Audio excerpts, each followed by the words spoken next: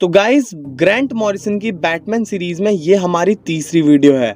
अगर आपने पिछले 2 वीडियोस नहीं देखे तो आपको वो जरूर देखने चाहिए, उसके बाद ही आगे कंटिन्यू करें।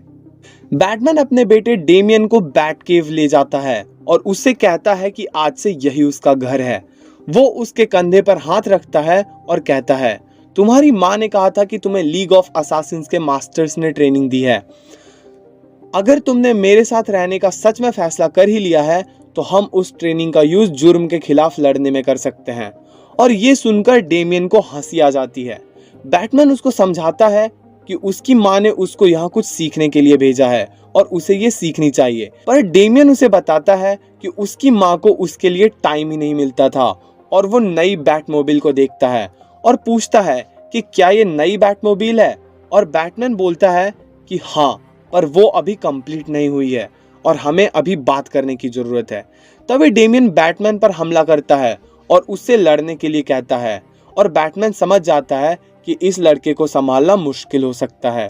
बैटमैन उसके अटैक को डॉज करता है, पर तभी डेमियन बैटमैन के पेट में एक जोरदार किक मारता है, जिसको खाकर बैटमैन बोलता है, यू आर गुड, पर तुम्हें लड़ने के लिए ब्रास नकल्स की जरूरत पड़ती है, so you are not good enough.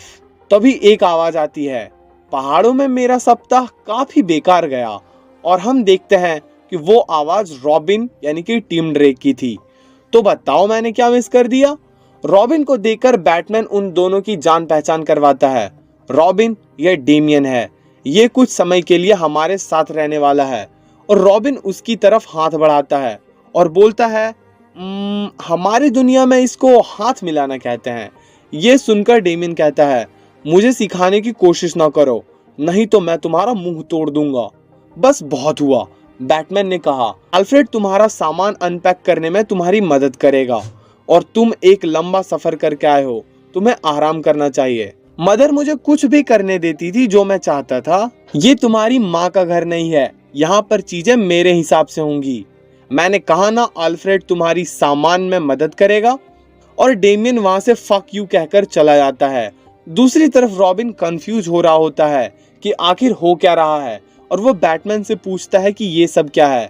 Batman उसको बताता है कि टालिया के हिसाब से वो मेरा बेटा है, जिससे मैं अभी लंदन में मिला। और रॉबिन कहता है कि वो पहाड़ों में घूमने क्या चला गया, तुम तो घर पर अपने बाल बच्चे ले आए। बैटमैन उसको लंदन में जो कुछ भी हुआ उसको बताता है और टिम उससे पूछता है, क्या डेमियन का उसका बेटा होना सच में पॉसिबल है? अगर हाँ तो अब हमारा क्या होगा? बैटमैन बोलता है कि इससे कुछ नहीं बदलेगा। टिम, मुझे पता है कि वो बच्चा बहुत टफ है उसके आसपास रहने के लिए, लेकिन वो भी प्यार और सम्मान के लायक है। इससे फर्क नहीं पड़ता कि वो मेरा बेटा है या नहीं, तो उसको भी अपना हक साबित करने दो, जैसे हम सब ने किया। टिम ने कहा, वैसे मैं यहाँ ये बताने आया था कि ब्लैक गेट प्रिजन पर कुछ लोगों ने मेयर को हॉस्टेज बना के रखा है। मुझे लगता है कि इसको तुम खुद हैंडल कर सकते हो। और ये कहकर वो वहां से चला जाता है। टिम के जाने के बाद डेमियन को चेक करने बैटमैन उसके कमरे में जाता है। तभी वहां पर डेमियन नाराज होकर पूछता है, मुझे एक लैपटॉप चाहिए और मेरी सोर्ड कहाँ गई? बैटमैन बताता है कि उसको ये दोनों तभी मिलेंगे जब उसको लगे कि ऐसा करना सेफ होगा, क्योंकि वो अभी उसके बारे में उतना जानता नहीं है। फिर बैटमैन उसको खाने के लिए बोलता है और वो ये कहकर खाने को फेंक देता है कि आप इसको खाना कहते हैं। बैटमैन डेमियन को समझाता है, पर वो ना समझते हुए बोलता है, मुझे अपनी मर्जी के बिना यहाँ रखकर आप मेरे से कुछ भी करवा सकते हैं। और बैटमैन को गुस्सा आ जाता है और वह डांटते हुए कहता है, बस बहुत हुआ, तुम इतनी जल्दी गुस्सा दिखाकर अपना और अपने मास्टर्स का अपमान कर रहे हो। तुम्हारा ये क्रोध डर से भरा हुआ है और एक मार्शल आर्ट्स के स्टूडेंट को यह शोभा नहीं देता। तुम्हें अपने आप को प्रूव करने का मौका मिलेगा, पर जब तक पेशेंट रहना सीखो। और डेमियन डर जाता है और तभी बैटमैन दरवाजा बंद करके वहां से चला जाता है। दूसरी तरफ ब्लैक गेट में एक द स्पूक्स नाम के क्रिमिनल और उसके लोगों ने मेयर को बंदी बनाकर रखा हुआ था।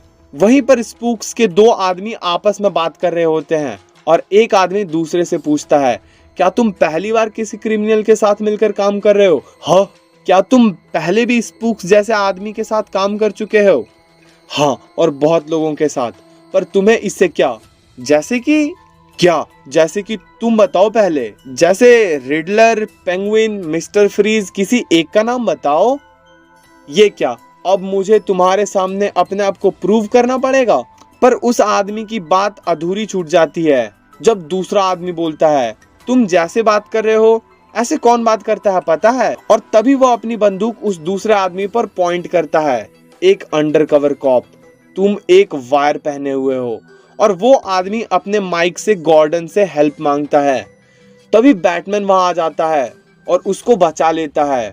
और वो बंदा बोलता है, कमिश्नर मैं ठीक हूँ, मेयर और बाकी सब भी ठीक हैं, बस स्पूक्स को छोड़कर। और पुलिस वहां आ जाती है और बैटमैन देखता है कि स्पूक्स का सिर गायब है।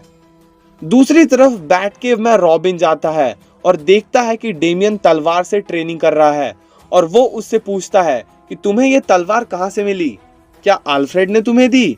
डेमियन कहता है, नहीं, सर्वेंट ने अपने प्रिंट कीबोर्ड पर छोड़े थे, जो कि मेरे लिए मुश्किल नहीं था कॉम्बिनेशन को ढूंढना। पर इस केव के बाहर जाने के लिए तो इससे ज्यादा करना होगा, क्योंकि ये केव वॉइस एक्टिवेशन लॉक से सील्ड है। टिम उससे कहता है कि क्यों ना हम स्पीयर प्रैक्टिस करें।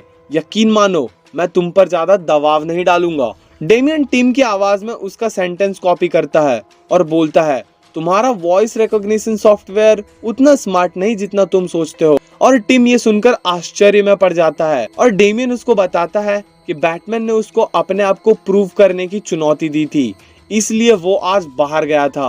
और वो चाहते थे कि मैं क्राइम से फाइट करूं, और मैंने वही किया। और इस फाइट में क्राइम हार गया।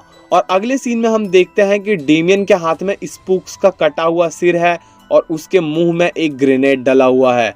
टिम शॉक में पड़ जाता है और बोलता है कि तुम ऐसा नहीं कर सकते, हम लोगों को जान से नहीं मारते। और डेमियन बोलता है, लीग्स ऑफ असासिन ने उसे अपने दुश्मन पर कोई दया न दिखाना सिखाया है, और अब वो यहाँ आ गया है तो उसे नहीं लगता कि उसके पिता को एक नकली बेटे की जरूरत है। और वो उस हेड को हवा में फेंकता है और बॉम्ब का पिन उसके हाथ में रहता है। वो बोलता है कि हमने उन सबको मार दिया जो हमारे रास्ते में आया। और तभी वो हेड जाकर टिम के पास गिरता है और टिम वहां से जंप करके उससे बचता है। पर जैसे ही वो अपने आप को संभाल पाए, डेमियन उस पर स्वॉर्ड से हमला करता है और टिम बड़ी मुश्किल से डेमियन के अटैक से बचता है। और वो उससे पूछता है कि उसने अल्फ्रेड के साथ क्या किया। डेमियन कहता है, ये तुम कभी नहीं जान पाओगे। और वो वहां से जंप कर कर टीरेक्स के ऊपर चढ़ जाता है। और जब वो पीछे देखता है, टिम उसको नहीं दिखता, पर तभी ऊपर से आकर उसको किक करता है और डेमियन टीरेक्स पर हाथ के सहारे लटक जाता है। पर डेमियन के नीचे गिरने से पहले टिम डेमियन को बचा लेता है और उससे कहता है, अपने होश में आओ, तुम एक गधे जैसा बिहेव क्यों कर रहे हो? और डेमियन कहता है, तुम ये सब डिजर्व नहीं करते, तुम अडॉप्टेड हो, पर तुम जब चले जाओगे तो मैं अपना हक पालूंगा बैटमैन के बेटे के रूप में। और वो टिम को अपने ब्रास नकल्स से पंच करता है, जिससे टिम नीचे गिर जाता है। और डेमियन बोलता है, अब मुझे सब विरासत में मिलेगा। अगले सीन में हम देखते हैं कि बैटमैन एक छत पर लटक जाता है और वहां से किसी से बात करता है। ब्लैक गेट के हॉस्टेजेस ने कहा कि स्पूक्स का सिर उनके सामने काटा गया था, आखिर तुम सब बाहर कैसे आए? और डेमियन कहता है, मैं कोई गधा लड़का नहीं हूँ पिताजी, मैं बस आपकी मदद करना चाहता हूँ। मेरी माँ के खिलाफ सिर्फ आप और मैं ही खड़े हो सकते हैं। और बैटमैन इसके जवाब में कहता है, मेरे पास पहले से ही एक पार्टनर है। तुमने क्या किया डेमियन? रॉबिन कहाँ है? और हम देखते हैं डेमियन को रॉबिन के सूट में, और वो कहता है, उसने अपना काम छोड़ दिया, अब नया रॉबिन आ गया है। और हम देखते हैं कि रॉबिन जख्मी हालत में बैट केव में पड़ा हुआ है।